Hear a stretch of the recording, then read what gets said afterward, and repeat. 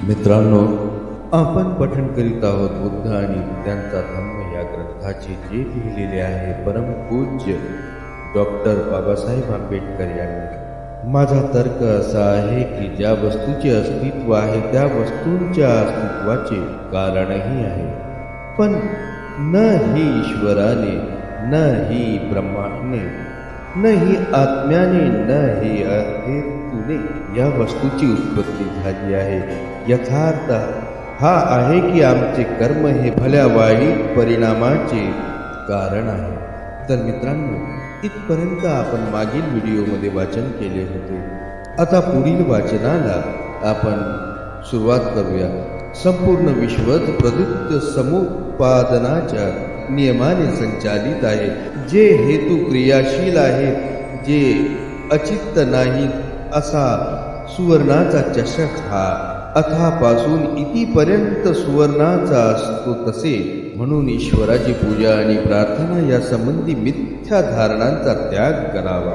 आम्ही स्वतःला सूक्ष्माच्या कल्पनाविलासात रममाण करू नये.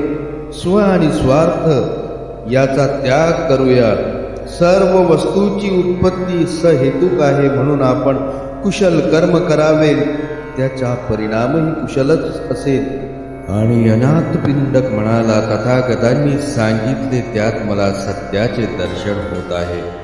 मी माझे चित्त पूर्णत्वाने तथागतापुढे उघड करू इच्छितो. चित्त मोकळे करावे असे वाटते.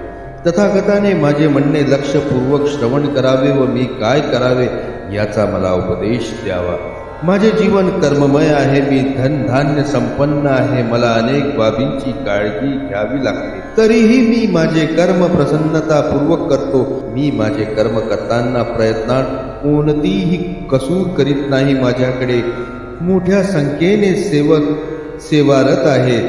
त्यांचे जीवन, त्यांचे भवितव्य माझा व्यापार उद्यमाच्या यशावर अवलंबून आहे. आपले अनुगामी अस्वस्थग्रस्त जीवनाचा त्याग करून परिव्राजक झाल्याने प्रसन्न आहेत. ते परिव्राजक जीवनाचे गुण गातात.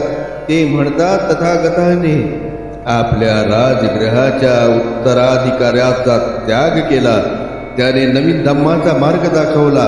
स्वतःच्या उदाहरणाने त्याने याच जीवनात निर्वाणाचा मार्ग दाखविला. मी जे उचित आहे, वांछित आहे, तेच करू इच्छितो. मनुष्य मात्राच्या कल्याणासाठी श्रमावे अशी माझी उत्कट इच्छा आहे. म्हणून मी आपणास विचारू इच्छितो की माझ्या धनसंपत्तीचा त्याग करावा काय? मी ग्रहत्याग करावा काय? मी माझा व्यापार उद्यमाचा त्याग करावा काय? आणि मी आपणासारखा परिव्राजक होऊन धम्म जीवनाचा आनंद प्राप्त करावा काय? आणि तथागत म्हणाले, धम्म जीवनाचा आनंद जे आर्य अष्टांगिक मार्गाचे पथिक आहेत त्या सर्वांनाच प्राप्त होतो. जो धन संपत्तीचा दास आहे त्याने धनसंपत्तीच्या लोभाने आपले चित्त विषाक्त होण्यापूर्वी धनसंपत्ती त्यागावे. परंतु जो धनसंपत्तीचा दास नाही, ज्याला धनसंपत्तीचा लोभ नाही, जो धनसंपत्तीचा उपयोग लोक कल्याणासाठी करतो, तर तो आणि धनसंपदा दोन्हीही मनुष्य मात्राला वरदान हो. मी तुला सुचवितो की तू गृहस्थ जीवनात राहावे आणि अप्रमादपूर्वक आपला व्यापार उद्यम करावा. जर सत्ता, संपत्ती आणि जीवन दानासाठी उपयोगात आणले, मनुष्य मात्राच्या कल्याणासाठी उपयोगात आणले, तर माणूस त्याचा दास होणार नाही.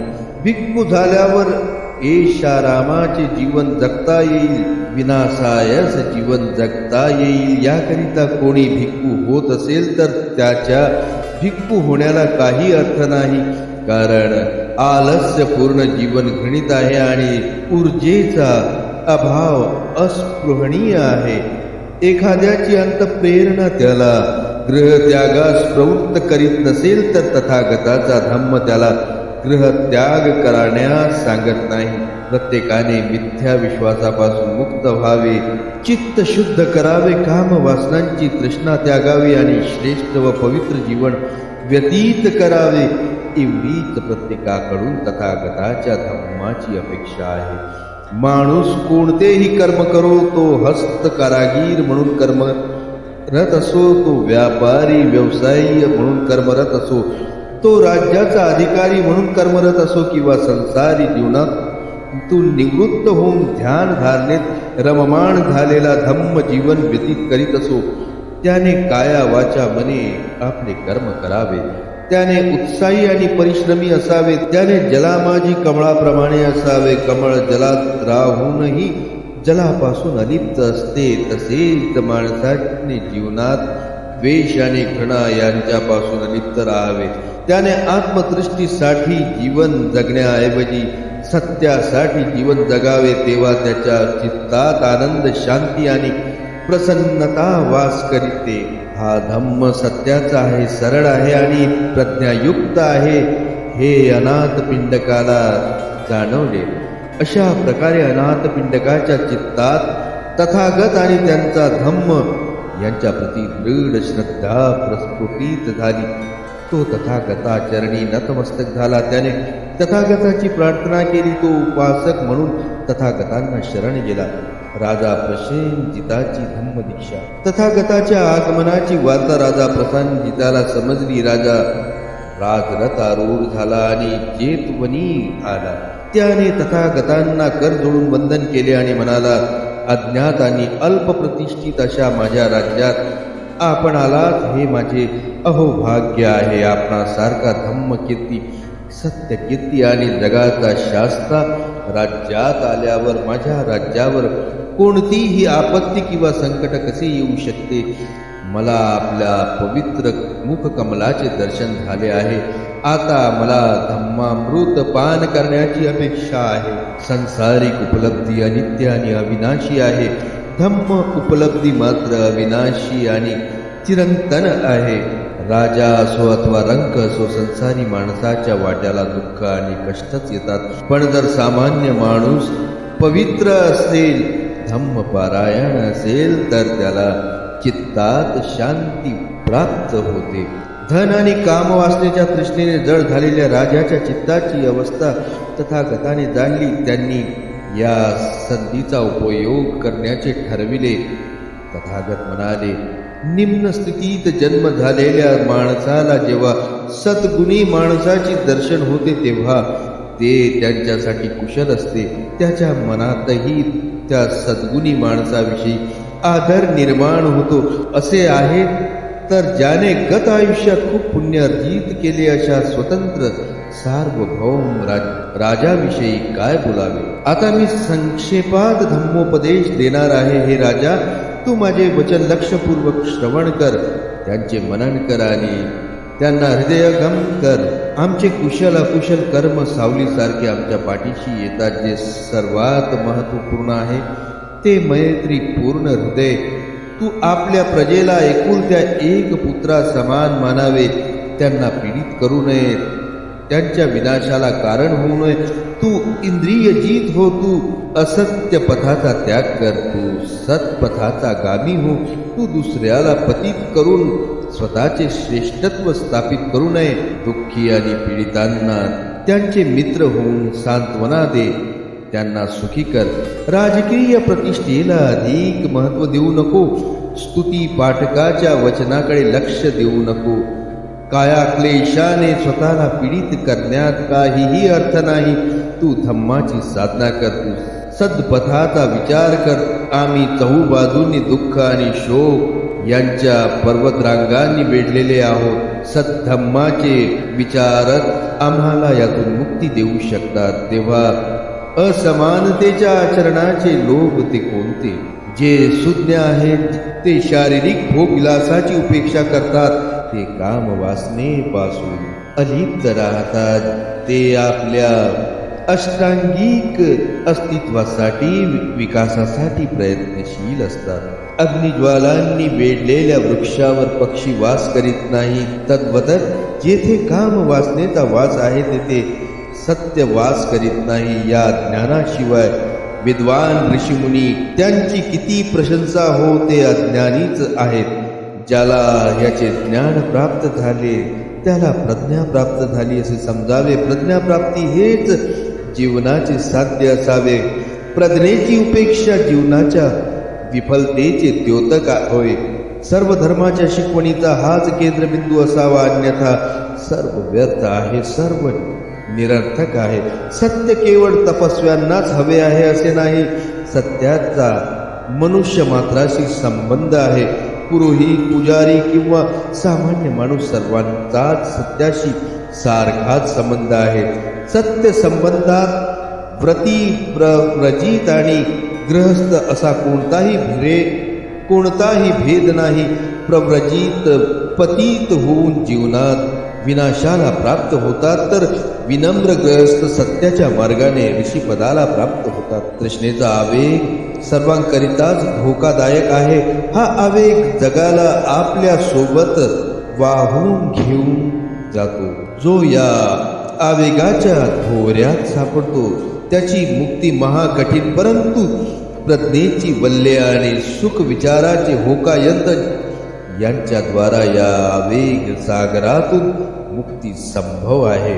मारा रूपी शत्रूच्या आक्रमणापासून स्वतःला सुरक्षित ठेवा, हे धम्माचे आवाहन आहे. आपल्या कर्मफलापासून आपली सुटका नाही, म्हणून आपण नित्य कुशल कर्म करणेच योग्य होय. आपण आपल्या विचारांना तपासून पहावे. आपण पाप कर्म करू नये, कारण आपण जे पेरतो तेच उगवते, तेच फळ प्राप्त होते. प्रकाशातून तमाकडे आणि तमातून प्रकाशाकडे जाण्याचे मार्ग आहेत. तमातून गहन तमात जाण्याचेही मार्ग आहेत आणि संधी प्रकाशातून प्रखरतम प्रकाशाकडे जाण्याचेही मार्ग आहेत. शुद्ध माणूस प्रखरतम प्रकाश प्राप्त व्हावा यासाठी प्रकाशाच्या मार्गाने जाईल. तो निरंतर सत्याच्या ज्ञानप्राप्तीच्या मार्गावर अग्रसर होईल. सदाचार आणि विवेक यातच जीवनाचे खरे श्रेष्ठत्व आहे. भौतिक वस्तूच्या मिथ्या अभिमानाचा गंभीरतेने विचार करावा आणि जीवन स्थिर आहे, अनित्य आहे हे समजून घ्यावे. चित्तात श्रेष्ठतम विचार, प्रगाढ श्रद्धा आणि दृढ संकल्प असावा. राजमार्गाच्या नियमाचे उल्लंघन करू नये. सुखासाठी बाह्य वस्तूंवर निर्भर राहू नये. प्रेम, करुणा, मैत्रीपूर्ण चित्तातच सुख शोधावे. त्यामुळे हे राजा, भावी काळात तुझी कीर्ती, तुझे यश तुमतुमे. राजाने श्रद्धापूर्वक धम्मोपदेश ग्रहण केला. तथागताचे प्रत्येक वचन त्याने आपल्या हृदयात साठविले. त्याने जीवनापर्यंत उपासक राहण्याचे अभिवचन दिले. तो तथागतांना शरण आला. जीवकाची धम्मदीक्षा. जीवक हा राजगृहीच्या शालवती गणिकेचा पुत्र. त्याच्या जन्मानंतर तो अनौरस संतती म्हणून त्याला टोपल्यात ठेवून कचऱ्याच्या ढिगाऱ्यात फेकून देण्यात आले.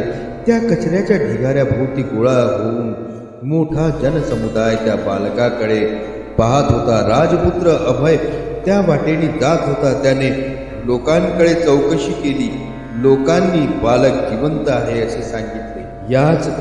याच कारणास्तव त्या बालकाला जीवक हे नाव प्राप्त झाले. अभयाने त्या बालकाचा स्वीकार केला. त्याने पालन पोषण केले. जेव्हा जीवक मोठा झाला तेव्हा आपण कसे जिवंत राहिलो हे त्याला समजले. तेव्हा आपण आता इतरांसाठी जगावे, इतरांचे जीवन वाचविण्यासाठी श्रमावे अशी तीव्र आकांक्षा त्याच्या चित्तात उत्पन्न पावली. अभयाला कोणतीही सूचना न देता, त्याला कोणतेही प्रकारे सूचित न करता जीवक तक्षशिला विश्वविद्यालयात अध्ययनासाठी गेला.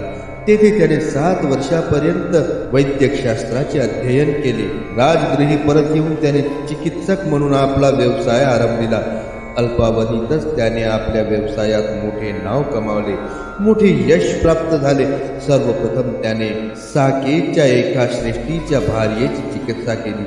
तिला रोगमुक्त करण्याचा मोबदला म्हणून त्याने 16 सहस्त्र कारशापण, एक सेवक, एक सेविका आणि घोडागाडी प्राप्त केली. त्याची योग्यता जाणून अभयाने त्याला आपल्या राजप्रसादातच वास्तव्याला ठेवून घेतले. तर मित्रांनो, आपले आजचे वाचन आपण इथेच थांबवूया. यानंतर भेटूया पुढील व्हिडिओमध्ये. आपणास जर माझी वाचनशैली, माझा हा उपक्रम आवडला असेल तर कृपया चॅनलला लाईक करा, सबस्क्राईब करा आणि शेअर करायला मात्र विसरू नका. धन्यवाद.